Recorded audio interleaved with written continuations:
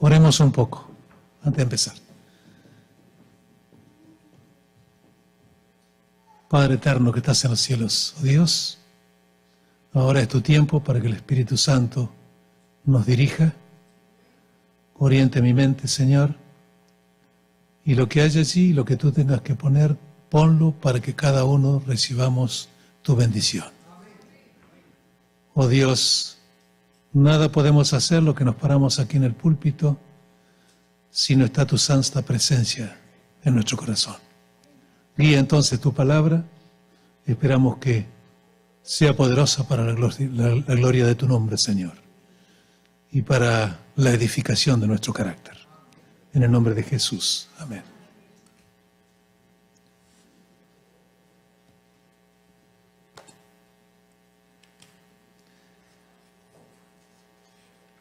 El tema no va a terminar ahora, pero vamos a tocar los comienzos de este tema, que es muy importante. Ya tengo muchas series de sermones, muchas, qué sé yo, 10, 20, 30, 40 sermones en algunas series, como la de Job, de Enoch también son como 50. Y esta la estoy terminando, pero es una necesidad muy grande que ha visto. Y yo le decía a un pastor amigo, Pastor Portes, pastor, nosotros y mucha gente, muchos pastores y hermanos laicos y dirigentes ancianos predican en las iglesias y predican y hay sermones muy poderosos inspirados por el poder de tu Espíritu Santo, el gran consolador. Pero pasan esas impresiones espirituales que las personas reciben y al poco tiempo vuelven otra vez a los mismos patrones de cristianismo que han tenido toda su vida. ¿No hay algo que podamos hacer para que la gente pueda tener una bendición especial, no de la manera pasiva en la que están recibiendo algo, ¿no es cierto? Un mensaje de Dios. Y Pablo dice que por la palabra de Dios es como Dios escogió la palabra, digamos, la predicación del Evangelio, Dios escogió para llevar a la gente la verdad. Así que la predicación es muy importante, de acuerdo a la palabra de Dios. Lo dice el apóstol Pablo. Pero entonces yo decía, una actitud más activa de parte de nosotros, los que a veces estamos sentados escuchando un mensaje, para que tú puedas hacer tu obra poderosa en nosotros. De todas maneras, las impresiones que el Espíritu Santo pone en nuestras mentes y en nuestros corazones a través de mensajes poderosos en el que Él es el que lo está haciendo, quedan grabados en el inconsciente y en el inconsciente y tienen un récord allí. Nada de lo que entra a nuestra mente desaparece, queda almacenado allí. La capacidad de almacenaje que tiene nuestra mente es impresionante, impresionante. Desde el momento que usted entra a la iglesia, y antes por supuesto, todo lo que capta en sus ojos ya entra en el cerebro y se almacena allí. Imagínense cuán importante es para cada uno de nosotros que nosotros tomemos cuidado de lo que vemos, de lo que contemplamos, porque se está almacenando en el inconsciente. Hay estudios que se están haciendo ahora en el inconsciente. Del inconsciente habló Freud hace muchísimos años, e inundó y saturó la medicina y un montón de profesiones con los conceptos que Dios elaboró a través de su modelo llamado psicoanálisis, de psicología. Pero muchos ya abandonaron el psicoanálisis hace muchos años. Quedó un bastión todavía en Nueva York y en algunos otros lugares, pero ya las nuevas psicologías son más científicas, basadas en ciencia, en método científico, en evidencia. Y entonces ha recibido grandes críticas este modelo. Pero en la psicología social decidieron reflotar un poco algunas de las ideas de Freud y han ido comprobando que el inconsciente realmente existe a través de las neurociencias, el estudio del cerebro, a través de tecnologías de imágenes y otro tipo de técnicas, han demostrado que el inconsciente realmente existe. Yo estoy desarrollando unos temas para dar en los seminarios que me toca dar cuando viajo a diferentes países del mundo. Estoy preparando un tema acerca del inconsciente y cómo el inconsciente, lo que se almacenó en la mente, puede influir en tu conducta de tal manera, moldear tu conducta de tal manera que lo que tú pienses, lo que tú sientas y lo que tú hagas está moldeado por lo que tú tienes allí en el basement de tu mente. Por eso es importante que los cristianos almacenemos cosas buenas en la parte consciente y en la inconsciente de nuestra mente. Y entonces estaba preparando este tema y digo, me voy a ir a dormir temprano, me quiero levantar a las 5 de la mañana, a las 4, así que a las 6:48 me acosté a dormir. Y dormí plácidamente, hermosamente. Había repasado un poquito y escrito un poco más agregado al sermón. Pero a las 8:40 por ahí me desperté. Había dormido en la sala, digo, ahora me voy al cuarto a dormir. Y me fui a dormir al cuarto y no pude dormir. Y yo digo, ¿qué tengo que hacer? Bueno, me voy a tomar la pastilla de la alergia, porque tengo problemas de alergia, estoy en tratamiento, y como ya me estaba picando un poco la piel, me la tomo, y eso es un sedativo también, así que me va a sedar y voy a dormir. Me la tomé, nada. Pasó la hora que tengo que esperar, nada. Y entonces, yo cuando viajo en avión, porque mi hermano que era el mayor me asustaba cuando estaba en el segundo piso de una casa, en el techo de la casa. Él venía de atrás y me pegaba un empujón y me agarraba la ropa, antes que cayera al vacío. Terrible este hombre. Me agarró un terror a las alturas. Soy psicólogo y con las técnicas psicológicas para controlar, como sensibilización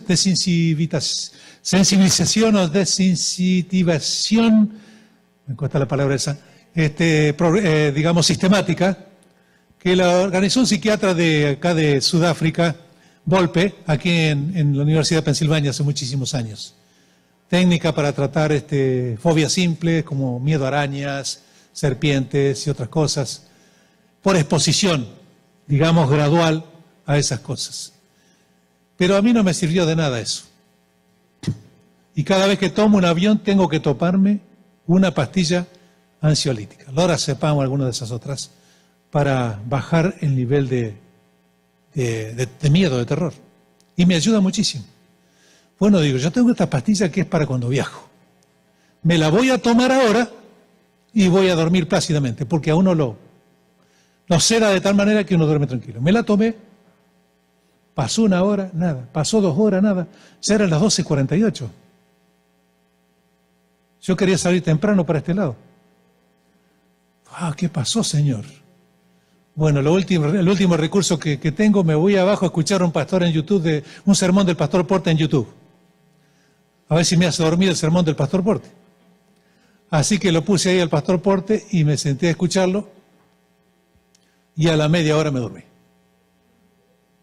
Gracias a Dios, porque digo, yo voy a estar con la cabeza que no me va a funcionar para ningún lado. Pero ustedes saben que Satanás se opone y hace guerra y hace batalla y él sabe las cosas que se van a predicar cada sábado, ¿no es cierto? Él sabe cuáles son los tópicos y sabe cuáles son las necesidades de cada uno, de tal manera que un mensaje que pueda tocar a una persona para que realmente haga un cambio radical en su vida, no va a permitir en todo lo posible que se lo haga. Y yo creo que este es un tema muy importante. En el comienzo vamos a ver algunas cosas, pero cuando lleguemos al final en los futuros sermones, y si uno lo pone en práctica, su vida va a ser realmente diferente. Milagros increíbles se están produciendo en diferentes lugares, usando este tipo de técnicas bíblicas, espirituales, que las tenemos que poner en práctica. Milagros, les digo de milagros. Y se lo dice a una persona que ha pasado por milagros, que Dios me salvó de la muerte 4 o 5 veces.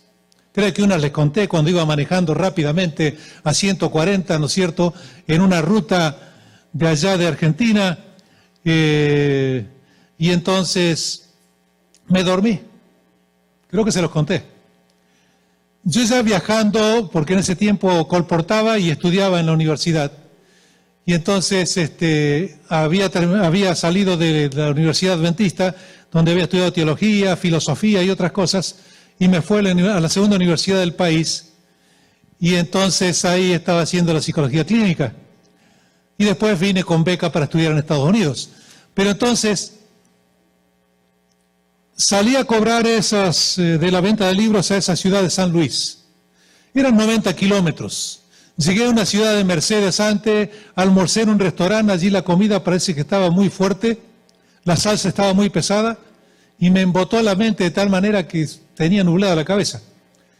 Pero ahí le metí para llegar, ya me quedaban 90 kilómetros y aceleré y lo metí a 140. La ruta estaba nueva, pero la ruta era bien alta, ¿no es cierto? Y a los costados iba cayendo así, pero bien una caída grandísima, así, hasta que después estaban los campos más abajo. Había hilera de árboles y detrás el alambrado.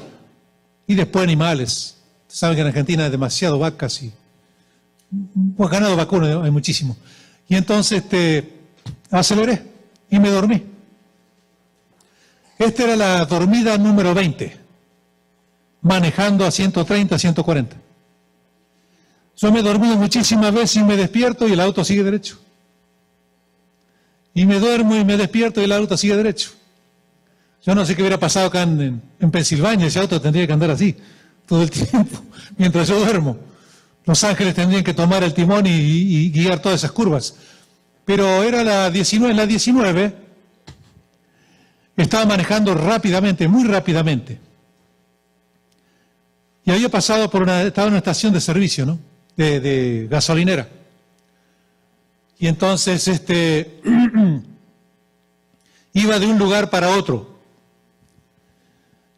Y entonces me dormí y cuando me despierto veo un terrible camión enfrente, así como donde está el hermano acá, ahí enfrente. Ya no lo puedo esquivar a la velocidad que yo voy y el que viene el camión me va a hacer pedazos. Pegué un salto, dije, Señor. Y no me chocaba el camión y yo tampoco lo chocaba el camión. Y miro y el auto estaba parado. Estaba en el estacionamiento de la gasolinera. Me había dormido ahí.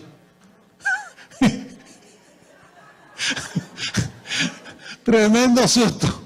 Es como que Dios me dijo, mira, más vale que tengas cuidado, te voy a permitir que te pase esto para que... Y no aprendí, parece.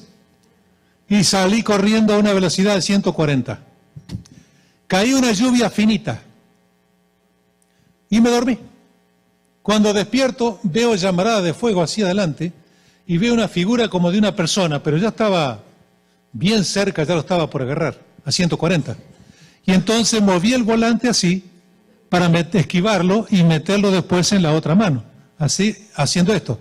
Pero cuando hice esto así, quise enderezar el auto, empezó a hacerse así. Era 140. Entonces, lo que hice instintivamente, lo doblé allá. Iba en esa dirección y lo doblé para allá y aceleré. No sé por qué aceleré. Aceleré más todavía. Yendo a 140 y acelerando más y doblando para allá, ¿no va a volcar ese auto?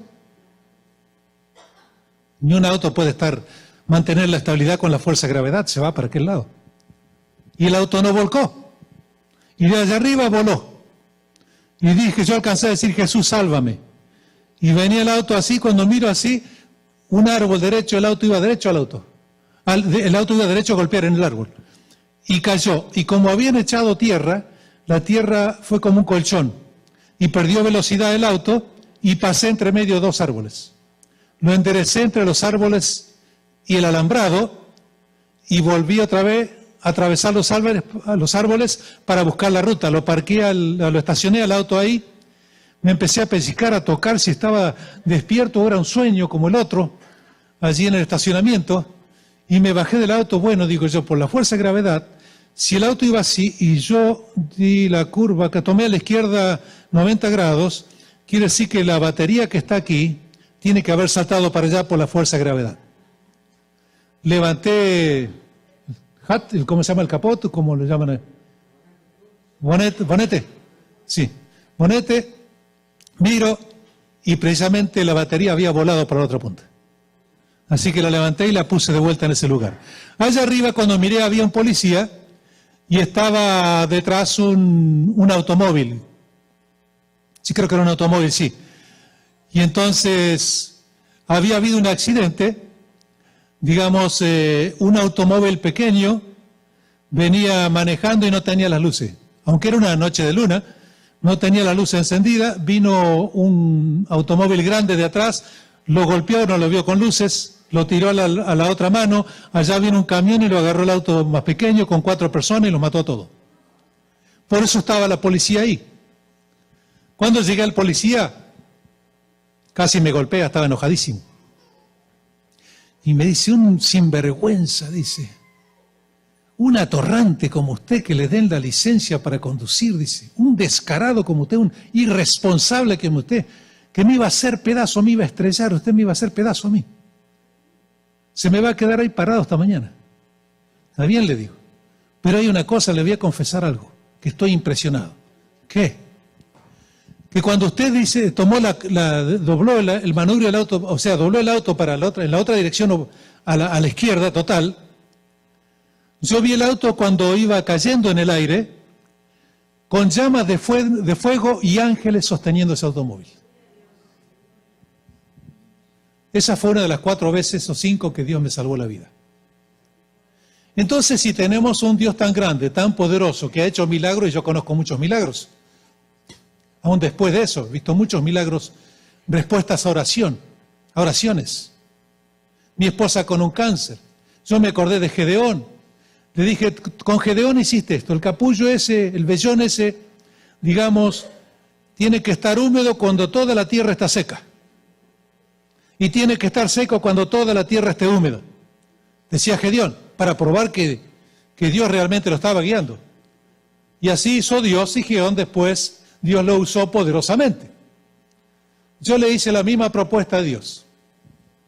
Cuando esa cáscara grande que tiene acá, ese cáncer que tiene mi señora, lo tiene acá y todavía tiene la cicatriz de la cirugía, esa cáscara grande, porque le habían sacado un pedazo antes, entonces que le salga un hilo de piel en el centro, que vaya desapareciendo, y cuando vayamos a la doctora para que le haga la cirugía, que no haya nada. Eran 3 semanas que dio la doctora. Y entonces la primera semana no pasó nada, estaba orando, ¿no es cierto?, a cámara lenta, no pasaba del techo, como nuestras oraciones comunes que hacemos cotidianamente, ¿no es cierto? Estamos apurados, vamos a trabajar 3 o 4 palabras, ¿no es cierto?, y ya salimos. Como si Dios no fuera el primero en nuestra vida. Y entonces oré, y a la segunda semana, a la mitad de la semana, apareció el hilo de piel nueva en el medio de la cáscara, la costra. Y cada día se iba extendiendo hacia arriba y hacia abajo. Cuando un día se levanta mi esposa, había desaparecido totalmente. Esa no fue una vez, después otra vez más. Pero les quiero decir que cuando uno ora a Dios con fe, Dios tiene el poder para sanar. Dios tiene el poder para levantar muertos en este tiempo. Conozco a un pastor que ha resucitado muerto, muy consagrado a Dios, una vida extraordinaria. Está por allí, por Kentucky, administrando una iglesia americana. Pastor tremendamente consagrado. Pero tenemos un Dios poderoso, y Dios puede hacer milagros con uno cuando uno todavía es un cristiano a media. ¿Por qué? Hace milagros Dios cuando uno no está totalmente consagrado a Dios. Cuando yo volé en el auto, no estaba totalmente consagrado a Dios. Iba a la iglesia, predicaba, hacía montones de cosas, estudiaba en la universidad, era joven. Job dice, perdóname, Señor, por los errores de mi infancia. Dice Job, el gran hombre de la Biblia. No vamos a explicar cuáles son los problemas que hay en la adolescencia, ¿no es cierto? No dijo en la infancia, sino en la adolescencia, juventud. Pero sí, tiene que ver mucho el cerebro, la estructura del cerebro, el prefrontal. Neurociencia se ha descubierto eso. Pero lo que le quiero decir yo en este momento es que, ¿por qué Dios me salvó en ese momento cuando yo era un cristiano a medias? Bueno, está la gracia general. En la gracia general es la que permite que el sol salga de un lugar y se ponga por el otro. La gracia general es para buenos y malos, permite que el mundo siga funcionando. Y Dios hace milagros bajo la gracia general con el propósito, que muchas veces no nos damos cuenta, de traernos a la gracia especial. En la gracia especial es una gracia transformadora en la que yo tengo una relación personal con Dios. en la que yo estoy conociendo a Cristo porque cada día tengo un encuentro con Él. Y lo voy conociendo más y más y más, y eso me va transformando la vida. Es la gracia de Dios la que transforma el carácter. Es la gracia de Dios la que puede transformar la naturaleza caída que tenemos como pecadores. Sin la gracia de Dios nadie puede ser un gran cristiano. Así que de aquella gracia general Dios me trajo a la gracia especial que ahora estoy buscando día a día para que sea una evidencia poderosa en mi vida. Y que Dios pueda ser santificado a través de mí, delante de la gente. Lo dice en el Antiguo Testamento, cuando se dirige al pueblo de Israel que se ha volcado todo tipo de perversiones y malas conductas. Y entonces dice, ¿por qué las naciones no quieren saber nada de mí? Por el mal ejemplo que han dado ustedes, que son mi pueblo. También aquello que fue aplicado a Israel es aplicado a los cristianos de hoy en día. Allí en Hechos dice, leí el hermano que ¿dónde fue que por primera vez se llamó cristianos a los cristianos? En Antioquía. ¿Qué significa ser cristiano? Muchos manifiestan un fuerte deseo de ser cristianos. Quieren ser cristianos, pero no saben cómo aprender a ser cristianos. Es un punto importante, hermano. Se predica y se predica, aún hoy, que deberíamos ser cristianos, que debíamos tener una conducta como la que tuvieron los apóstoles, Cristo, tener una vida cristiana, pero parece que nadie enseña cómo.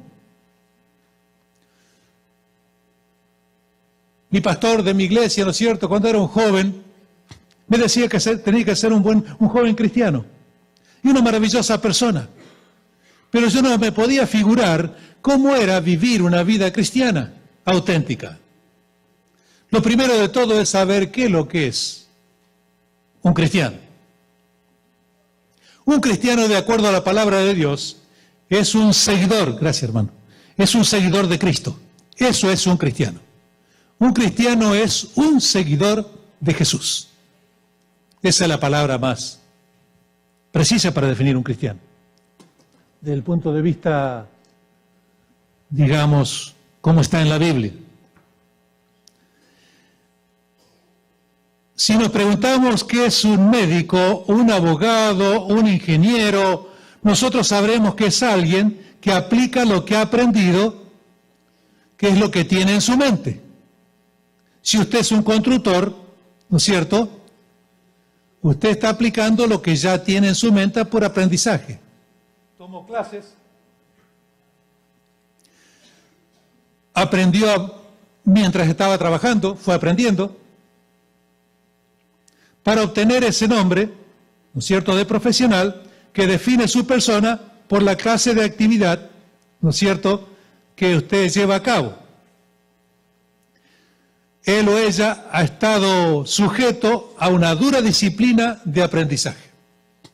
Y ahora usted es un ingeniero, usted es un médico, usted es una secretaria, usted es un albañil, usted es un plomero, usted es un electricista, usted es una maestra, usted es lo que sea. Usted ha obtenido una profesión en cualquier nivel, por medio de su trabajo, ¿no es cierto? Usted lo ha aprendido, lo tiene acá en la mente. Y cuando la persona necesita un plomero, sabe que usted sabe su trabajo y que le va a resolver el problema a esa persona. Cuando una persona de afuera piensa en un cristiano, ¿qué está pensando? ¿En un plomero? ¿Está pensando en un médico? Está pensando en un seguidor de Cristo. Pero si hacemos una comparación, el cristiano tiene que tener en la mente el carácter de Cristo. Para que de tal manera que aquellas personas que no conocen a Cristo puedan conocerlo a través de su carácter, a través de su vida. ¿Cómo era realmente Cristo después de 2000 años de haber desaparecido y haber subido al cielo a la derecha del Padre? El cristianismo es una disciplina de la mente, del corazón, de la conducta, de las intenciones, de los motivos, disciplina del aprendizaje, disciplina de la praxis, es decir, voy aprendiendo mientras voy haciendo. Voy aprendiendo a ser cristiano mientras voy siendo cristiano, dirigido por el Espíritu de Dios. Muchos anhelan tener una vida cristiana, pero no saben qué hacer. ¿Cómo nosotros podemos llegar a ser verdaderamente cristianos?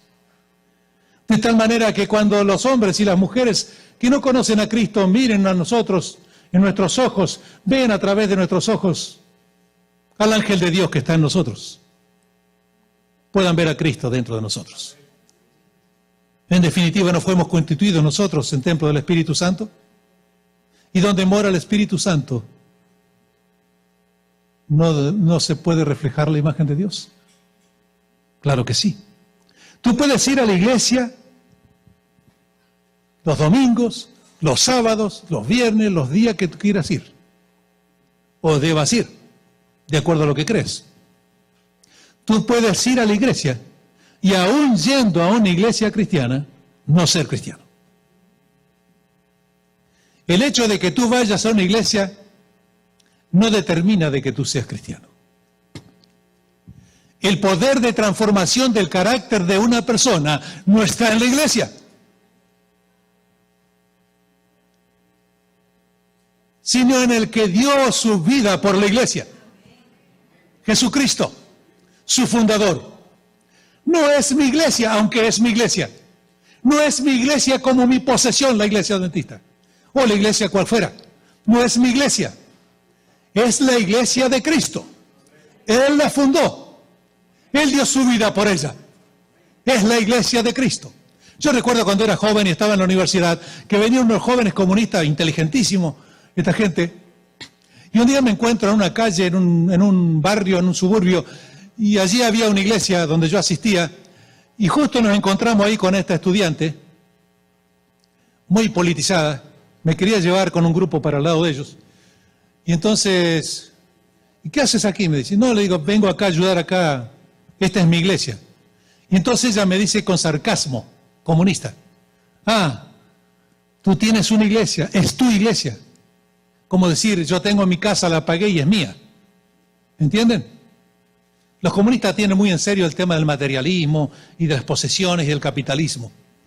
Y entonces yo en ese momento no lo capté tanto, pero después por supuesto lo capté.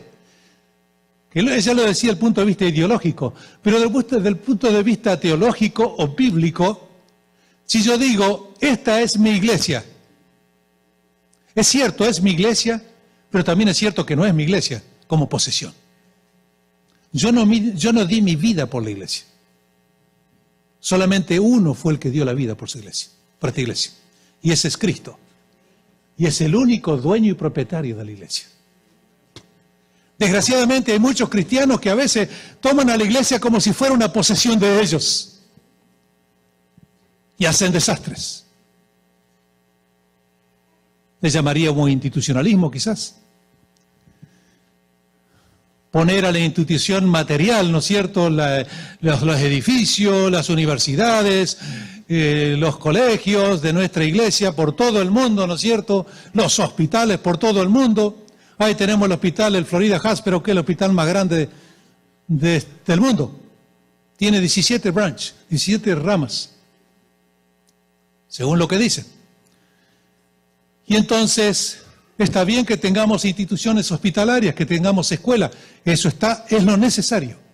¿Pero lo necesario es suficiente? ¿Las instituciones me van a cambiar el carácter? ¿Me van a transformar la naturaleza? No. Aunque son necesarias, no son suficientes para la salvación. Suficiente para la salvación es solamente Cristo y su gracia transformadora. Todas las otras cosas están a servicio de Dios, pero ninguna de esas cosas puede transformarme el carácter. Alguno puede ser moldeado por la posición que tiene como dirigente de un lugar, qué sé yo, dirigente de una escuela o dirigente de un montón de iglesias, decir yo soy el líder aquí. Y esa posición del líder lo transforma como la política transforma a los presidentes allá en el sistema de Washington. Vienen como senadores, candidatos a presidente con ideas de cambiar a Washington. Cuando llega allá, Washington los cambia a ellos. Te puedo dar un montón de ejemplos de eso. Es un sistema muy fuerte el que hay en Washington. Y entonces, si en la iglesia mantenemos un tipo de sistema de ese tipo, es peligroso. Necesitamos ser transformados por Cristo. Y no ser transformados por posiciones que tengamos en la iglesia. Y en una aplicación más simple todavía. Viene el tiempo cuando hay que elegir las personas que van a tener su liderazgo en la iglesia. Y entonces uno será primer anciano, otro será director diácono, la otra diaconisa, directora de Dorcas o lo que fuera. Y entonces si uno usa esa posición que tiene para exaltar su ego, ya dejó de ser cristiano. Usted está para servir a Cristo. Cristo fue siervo y los seguidores de Cristo tienen que comportarse como siervos de Dios. Basta de orgullo y de disputas por posiciones en la iglesia. Yo he estado en muchas iglesias y he estado dirigente en muchas iglesias y de pastor también.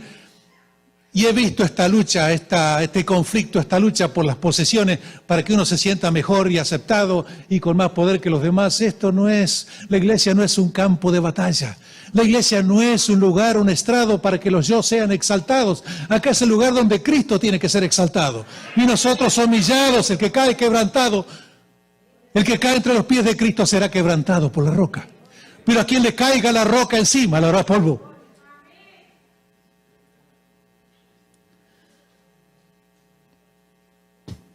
Lo que tiene que hacer el cristiano es recibir a Cristo en su corazón. Este es el punto de partida. Nadie es cristiano hasta que no viene a la cruz y recibe a Jesús como su Salvador. Cae quebrantado ante la roca. Ese es el primer paso, venir a Cristo. Caer quebrantado. No hay otro lugar en el mundo en el cual nosotros podamos obtener salvación. Dios ha levantado solo un hombre por un milagro de la encarnación y ese es Cristo. Nació de la Virgen María, concebida por el Espíritu de Dios, el Espíritu Santo. No hay salvación fuera de Cristo en ningún lado. Todas las rutas, decían en el antiguo imperio romano, conducen a Roma. Pero no todos los caminos del mundo conducen al cielo. Y Jesús dijo que hay un solo camino. Y es el camino que Él hizo con sudor, lágrimas de sangre. Lo trazó por cada uno de nosotros. No tenemos que abrir ni un camino en esta vida, ni buscar caminos alternativos para llegar al reino de Dios. Es el camino que hizo Cristo con su propia sangre, con su sacrificio torturado, escupido, desangrado, despedazado por los tigres romanos, despreciados por su pueblo. Ese es el hombre que Dios levantó para que fuera nuestro representante ante el trono de Dios, a la derecha del Padre. A la derecha del Padre tenemos a alguien que fue victorioso en la cruz. El que es Dios y el que también es hombre. Y lo que estábamos antes, menor que los ángeles, según decía David en los Salmos, que nos había hecho Dios menor que los ángeles, ahora en virtud del sacrificio de Cristo, somos superiores a los ángeles y a toda criatura del universo, creada y no caída, creada por Dios.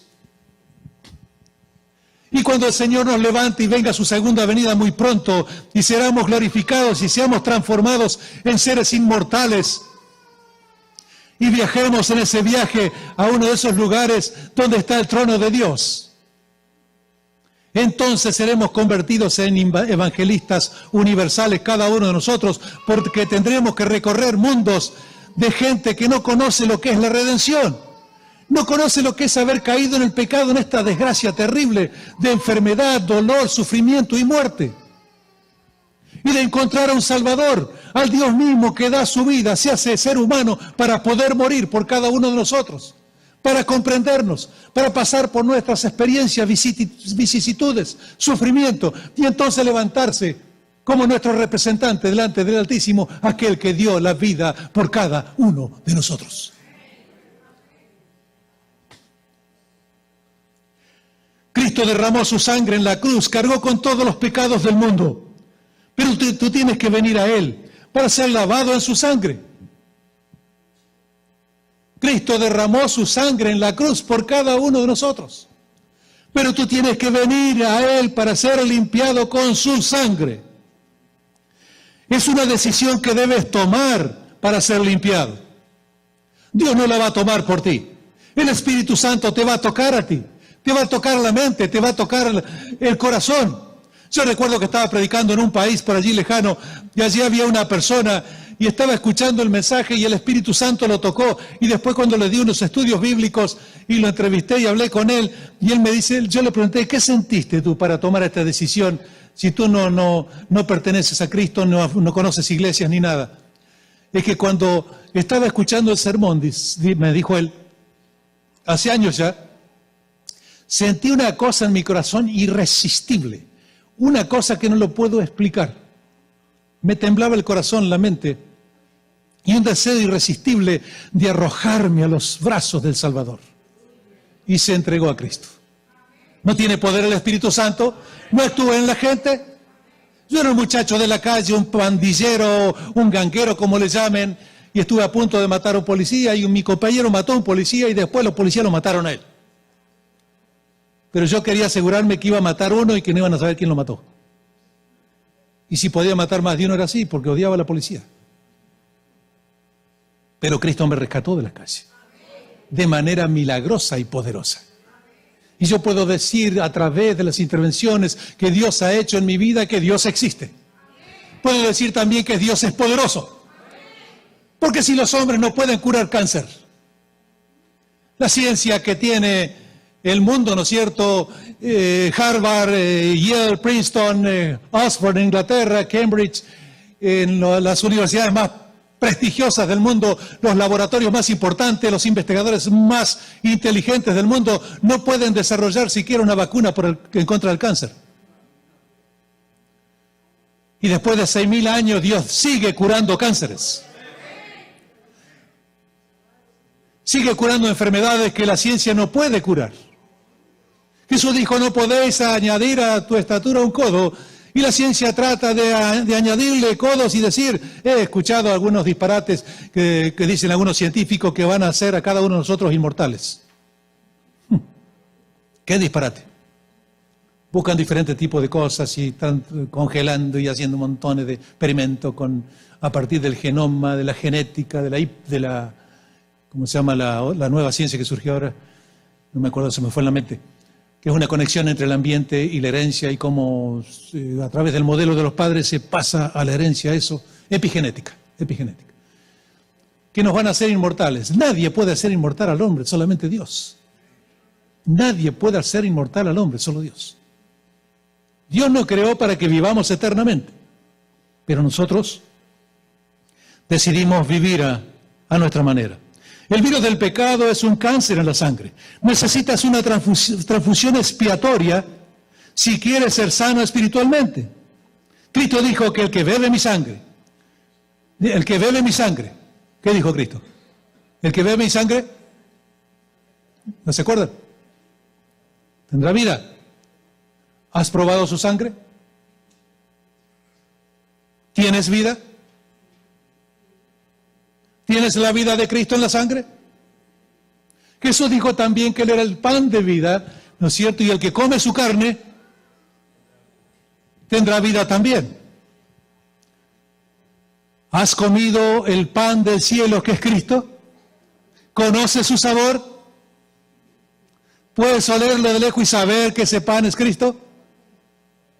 ¿Lo tienes presente en tu vida? ¿Se ha incorporado a tu vida de tal manera que el templo, este cuerpo, que es templo del Espíritu Santo, está alimentado por la sangre y el cuerpo de Cristo? Esas son preguntas muy importantes, hermano. Y cuando Cristo dijo, el que bebe mi sangre y come mi carne, mucha gente lo abandonó. ¿Recuerdan ustedes? Y entonces, Cristo con tristeza, porque se fueron un montón. Cuando Cristo dijo eso, lo estaba diciendo simbólicamente. Ellos se creían que Cristo estaba diciendo, hablando de antropofagia, o sea, de canibalismo, de comerle la carne a Cristo y chuparle la sangre. No se estaba refiriendo a eso, más adelante Cristo lo explica en la Biblia, que se está refiriendo a la parte espiritual. Es una analogía, un símbolo espiritual. Entonces muchos de aquellos que se tomaron las cosas literalmente así, hay mucha gente en la iglesia que se toma las cosas literalmente y arman unas creencias pero terribles. Algunos se van al fanatismo, otros se van al liberalismo. He visto tanta gente deambulando de acá y para allá, y no mucha gente que esté en el centro donde estaba Cristo, ni a la derecha ni a la izquierda, ni en el fanatismo, ni en el liberalismo, en el centro donde estaba Jesús. Ser equilibrados, balanceados espiritualmente. Él es el pan de vida, lo has probado. Cristo dijo que había vida en su sangre y en el pan, ¿no es cierto?, de su carne, que es el pan del cielo. Y entonces cuando se van todos, porque escuchan este mensaje y lo toman literalmente, y le dice Jesús con mucha tristeza, Él venía a darles toda la vida a ellos. Y todavía irse, qué cosa increíble.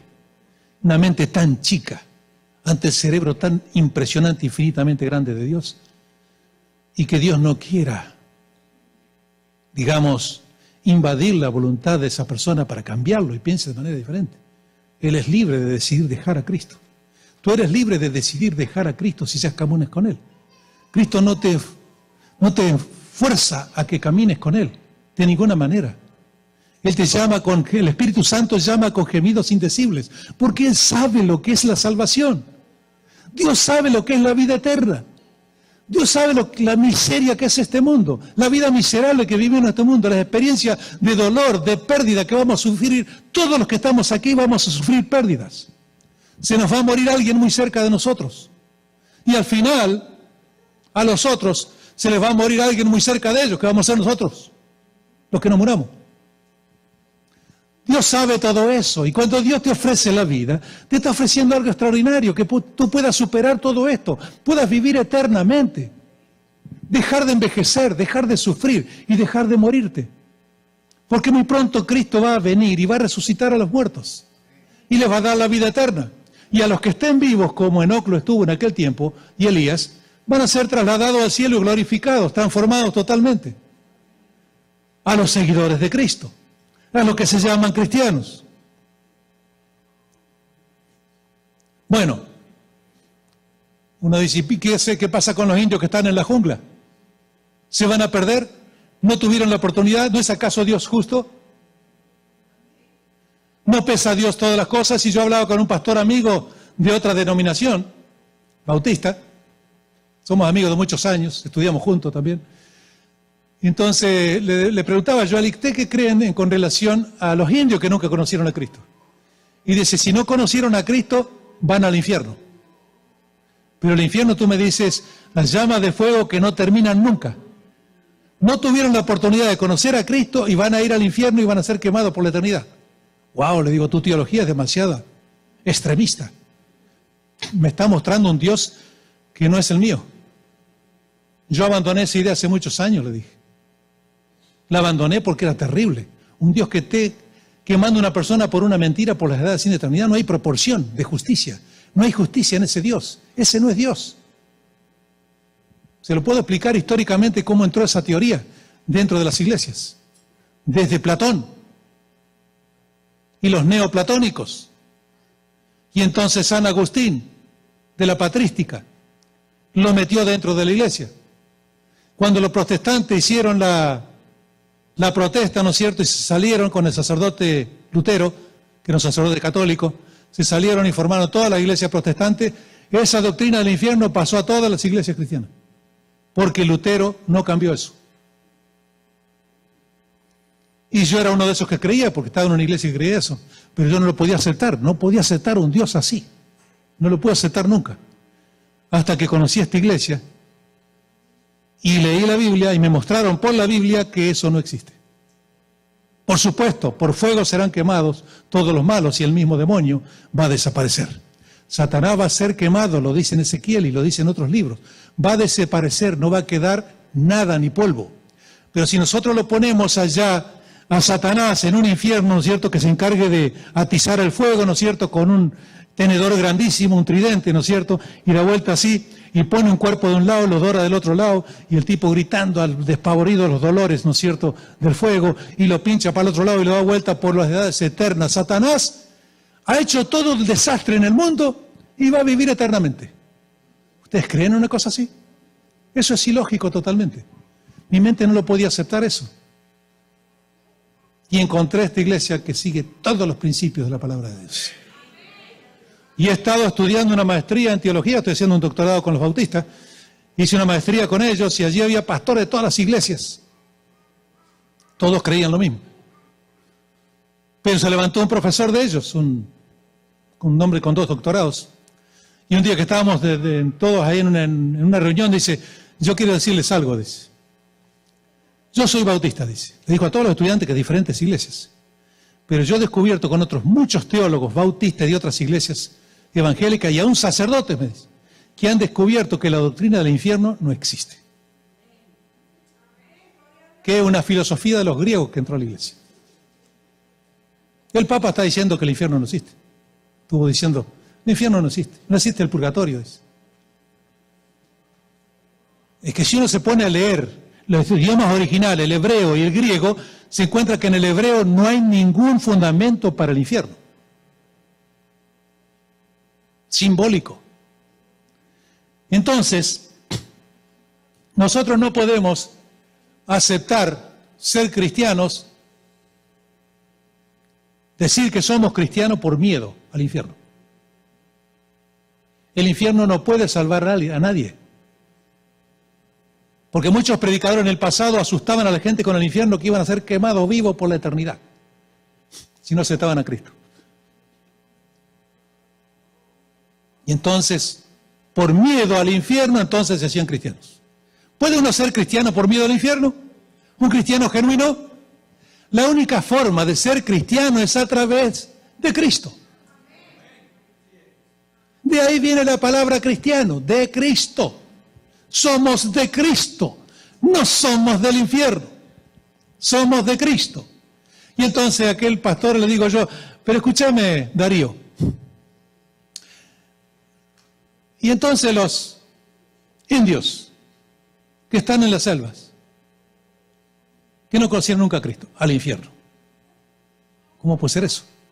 Y yo encontré en la Biblia, hay como 2 lugares ahí, o 3, pero en uno dice, en el Antiguo Testamento, que vendrán en el cielo, mucha gente a Cristo, le verán las cicatrices en las manos y aquí en el costado, y le dirán, Señor, ¿dónde te hicieron esas heridas? El que pregunta, ¿dónde te hicieron esas heridas? ¿Es un cristiano? ¿Es alguien que conoció la muerte de Cristo en la cruz? No.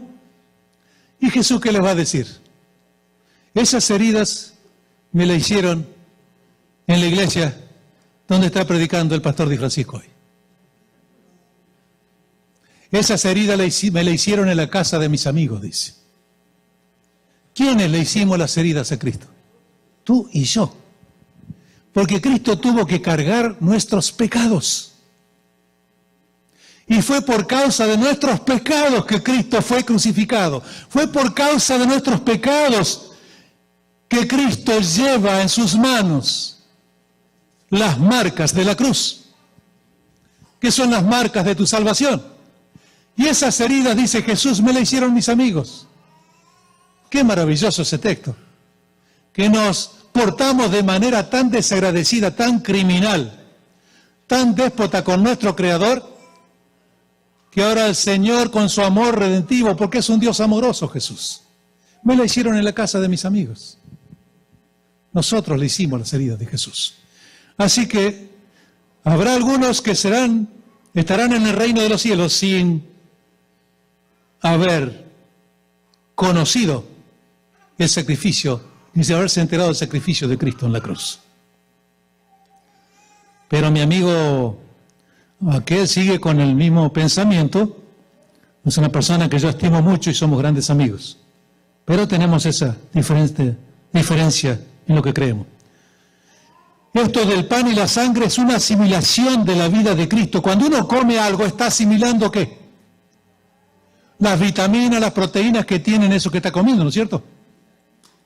Si usted come pescado, va a asimilar proteínas. Si come cosas naturales que tienen proteínas también, va a asimilar proteínas, ¿no es cierto? Carbohidratos por medio del pan, va a asimilar a su cuerpo.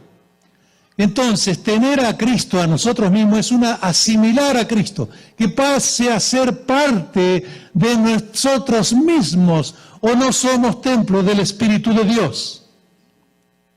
Es asimilación. Incorporar a Cristo en la vida espiritualmente.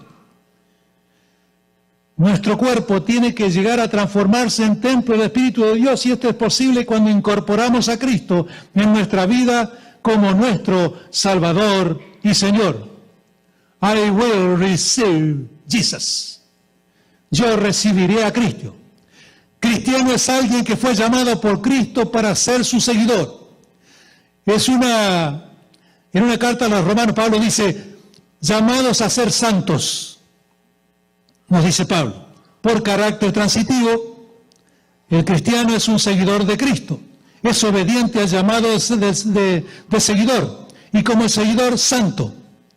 Todo aquel que se transforma en seguidor de Cristo es un seguidor de Cristo en santidad.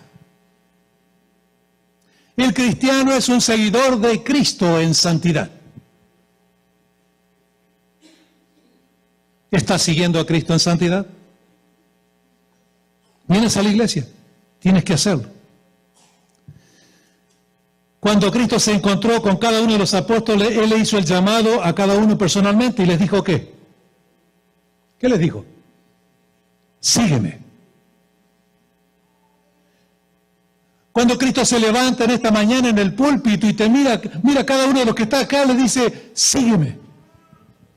Sé mi discípulo en santidad. Vamos a ir terminando. Cristiano es aquel que oye el llamado de Jesús y le sigue. Es su seguidor en santidad. Un joven oyó a un músico famoso, Bach, ¿no es cierto? Tenía un gran talento, ¿no es cierto? Y quiso ser igual que él. 20 años más tarde estaba tocando esa pieza clásica. Quienes lo escuchaban del vecindario dijeron está matando a Bach. Él no se sometió al riguroso entrenamiento, la disciplina de tocar, de ejecutar el piano todo el tiempo, para que pudiera reproducir, ¿no es cierto?, el arte de aquel gran compositor alemán. Fue negligente, pensaba que no tenía que someterse a la dura disciplina del aprendizaje para ser como Bach, confiando en su talento, y fracasó. Y vamos a ir terminando. Hay algunos que tienen talento cristiano, porque tienen una conducta con ciertas virtudes de carácter que se parecen a las del cristiano. Hay personas que son mansas, personas que no quieren saber nada con el chisme, no les gusta el chisme de ningún lado y no practican el chisme. Y cuando alguien viene con algún chisme, ellos prefieren hablar de otra cosa, pero no les gusta el chisme. Tienen talento de cristianos. Han nacido con una característica de personalidad que tiene muchas cosas que se parecen, digamos, a lo que tiene que ser un cristiano, el carácter de un cristiano, ¿cierto? Muchos creen que si nacieron en un país cristiano, han ganado el derecho de ser cristianos, por ciudadanía natural, de nacimiento, innata. La ciudadanía en un país cristiano, ¿no es cierto?, no nos hará cristianos a ninguno de nosotros. No somos cristianos porque hayamos nacido en un país cristiano, sino porque Cristo dio la vida por nosotros. Otros creen que por tener padres cristianos, ellos ya son cristianos automáticamente, espontáneamente, nacieron en un hogar cristiano. Unos dicen, yo soy de cuna adventista, queriendo decirnos que son de linaje cristiano. ¿Sí? Si el cristianismo fuera un legado hereditario de padres a hijos, el cristianismo sería entonces una tradición hereditaria. Si el cristianismo fuera hereditario, el cristianismo sería una tradición, no sería cristianismo.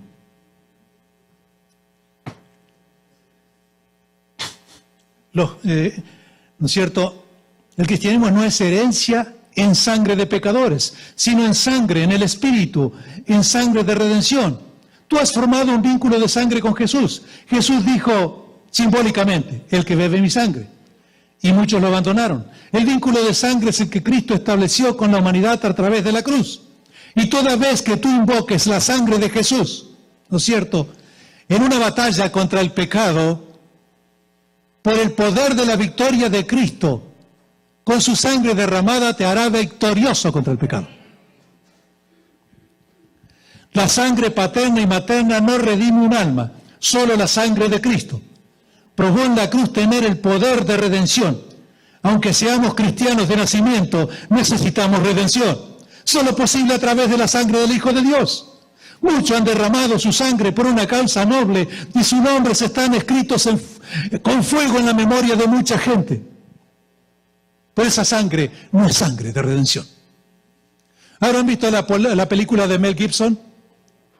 De este cristiano adventista que está en la guerra, que nos lleva armas porque él es pacifista. Si leemos lo que dice la palabra de Dios, ¿no es cierto? Cristianos adventistas no estamos para empuñar armas ni matar a nadie. Dios dijo, no matarás. Y él fue así. Lo ridiculizaban, lo golpeaban los compañeros porque no quería llevar un arma a pelear en Vietnam. Pero entonces vinieron los enfrentamientos terribles. Y en medio de la lluvia de las metrallas que le silbaban en los oídos, los cañones que le retumbaban, ¿no es cierto?, en los oídos,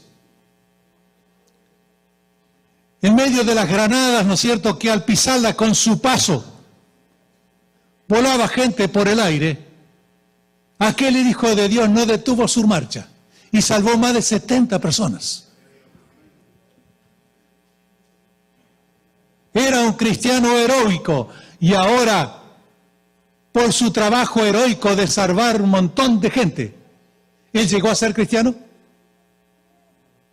¿Él se hizo un cristiano auténtico por salvar un montón de gente, por ser un héroe, por lo que hizo? No. Por lo que él era en Cristo es como llegó a ser un héroe en Cristo, salvando vidas en medio de la guerra. Dios nos ha llamado a cada uno de nosotros para que reflejemos el carácter de Cristo. Dios nos ha llamado a cada uno de nosotros para que vivamos una vida transformada.